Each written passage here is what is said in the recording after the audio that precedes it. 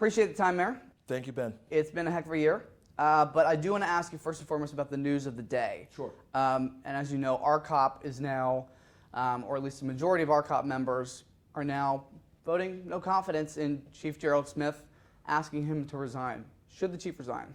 I have full confidence in Chief Smith. You know, what I'm seeing from RCOP is just another cockamamie tactic to try and unionize the Richmond Police Department. So we're going to focus on the matters at hand, and that is we're going to focus on enhancing police compensation and salary in the coming year so we can be competitive with the other localities in the region. We're going to enhance our recruitment as well so we can actually put more officers on the street as well.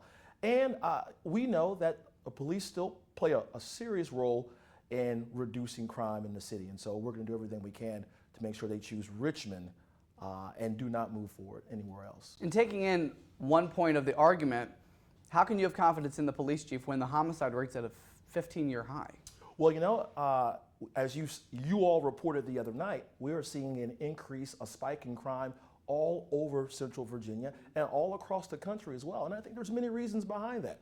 I think one of the reasons is because of COVID-19. I think COVID-19 has put a lot of pressure, the pandemic has put a lot of pressure on institutions like law enforcement, but also institutions that are focused on human services, parks and recreation, libraries, social workers weren't making visits, and schools were closed as well.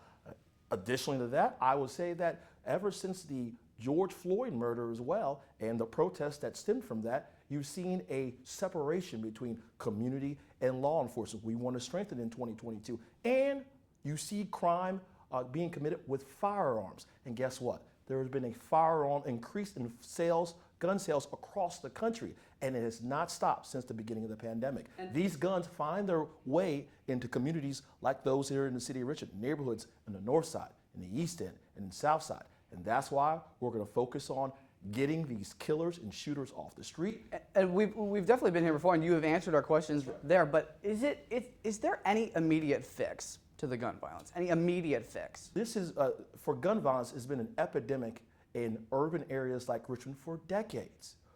What we do know, though, is the solutions of 1990 can't be necessarily used in 2021, and that's why we've been focused on community-based approach, using organizations that are out there, but also the people who are living this each and every day. No child should have to live in a neighborhood with the soundtrack of bullets each and every day. And so we're going to focus on, and we've already put focus behind that. We got roughly $2.5 million exclusively for gun violence prevention and intervention tactics. We got $500,000 going to overage middle schoolers. We got $500,000 that was in the previous budget, and we just have $1 million working with the state as well. I want to transition to just one follow-up with the police department. Yeah. Can you tell me why Jody Blackwell was fired? Obviously, we don't comment on human resource issues because of pending litigation. I can't comment as well. And the reason I ask is because the city's demure response was that he essentially was fabricating the explanation. Did the city attorney's office tell you that? Yes, we had reported that. Yeah, I mean, at least it's in the court documents, the demure response. My request of you, Ben, I know that you're an industrious reporter, is to go back to the city attorney's office and ask them further. I do not comment on pending litigation. Okay, fair enough. I want to ask you about Richmond's upcoming newest resident. Have you spoken with Glenn Youngkin since the election? I called Governor-elect Youngkin a couple days after the election to congratulate him and then also welcome him to Richmond. As the mayor of the capital city, I want him to know that we'll do everything we can to welcome him and his family, particularly for the inauguration that's coming up. Additionally, I've text messaged with Governor-elect Youngkin as well. A few weeks he followed up with a text message. He said he wanted to get together. I replied back that I would love to get together sometime soon. And then yesterday my invitation to the inauguration arrived, which I will be attending. What do you want the governor-elect to know about the special relationship between the city of Richmond and the Commonwealth's executive branch? Well, first, there's no other city like Richmond in the Commonwealth of Virginia. This is the capital city. And this is where he will lay his head most nights in his 4-year term. But also, I think he has to recognize that he has an opportunity actually to hear and see what it's like living in an urban area, and also the ills that come with urban centers like Richmond. And so it's my hope that the administration, the incoming administration, plays a role in the solutions on helping people and elevating people like the previous two governors have done. Let's talk about the future ahead. You've thrown your hat behind some major economic development deals that ultimately did not come to fruition. Navy Hill didn't happen. The casino did not happen. A fresh wound for you, obviously. But let's look ahead. What major economic development deals or projects are you looking for in 2022? Well, we have pursued economic development for a number of reasons, but the chief reason behind our pursuit of economic development here in the city of Richmond, is because our people need jobs. We're trying our best to reemerge after the pandemic, and the communities that have been devastated by this pandemic and this recession that has been tied to it are black and brown neighborhoods in the north side and the east end and parts of south side as well. And so we will continue to pursue that. And here, I'm an old school high school quarterback. And so if you're a quarterback, all you know how to do is throw. I'm going to continue to throw, and we're going to get the ball in the end zone in the future. So we will pursue more economic development in 2022. We have a great opportunity along Arthur Ashe Boulevard in the Diamond District, where currently the ballpark sits, and we have new opportunities, I think, that will rise right here in downtown Richmond with our city center plan. Who should bear the brunt of that project in the Diamond, VCU or the city? Well, I think there has to be a partnership between the city. I think the other localities should be involved in it as well. And also, I think that VCU and the Squirrels have a role to play too. So this has to be a partnership. That's why we. Are you planning to budget a little bit in the upcoming budget that you present? Not a little bit, a lot of it, however much you determine for that project. Well, we would say one step at a time, right? There will be a request for interest in that property here before the end of the year. Once we get some concepts back about what end of next year or this year? End of this year. Okay. By the end of this year, the close of this year, we will seek interest in the site. That will be a process right there. We obviously will seek community feedback as well on what they think about the different proposals that we have received. And I think we'll get somewhere that will be inclusive of not just those who live in Scotts Addition today, but other folks who want to live in an area like what can be created over there off of Arthur Ashe Boulevard.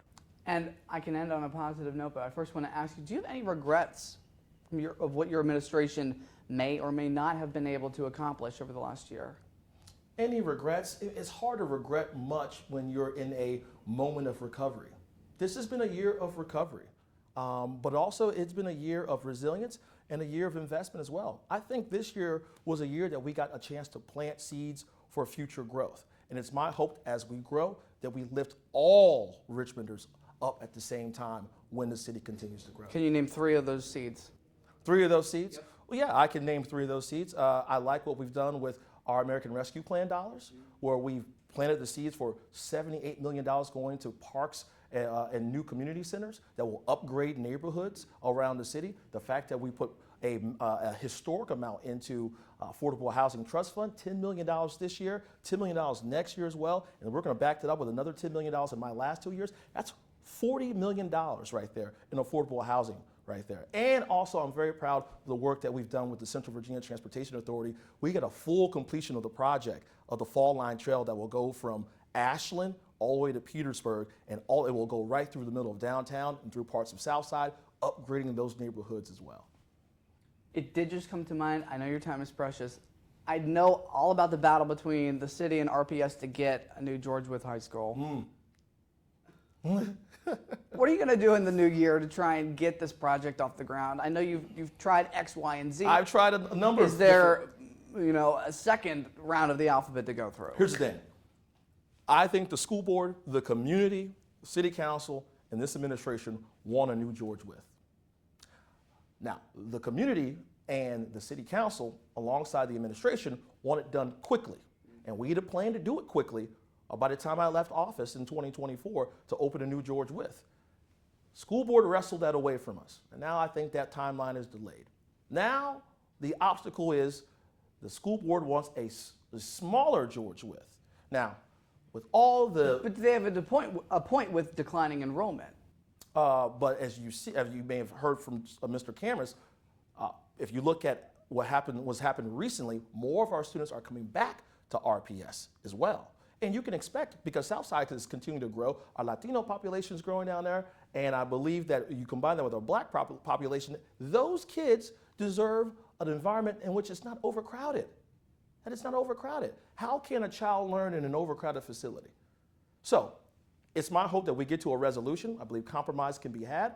That means that we all have to give a little bit so we can make sure we get the best for our kids. But I will request that the school board focus on two things in the coming year. Focus on making sure all of our students can read at grade level. And second, let's graduate as many people as possible. Let's get them to graduation level so they can get out of RPS and be successful in the city of Richmond moving forward. Last question. Have you started weighing your future political ambitions?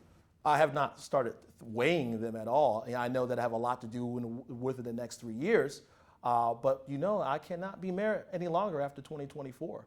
And so where do you go? What do you do? What do you do? Yeah, well, that's something we will continue to explore. I'm going to explore looking at another executive office in the future. There's no reason. So when are you going to announce that you're running for governor? I have no plans to announce I'm running for governor anytime soon. I'm just going to try to be the best mayor I can be for the next 3 years. Thank you, Mayor. I appreciate it. Thank you.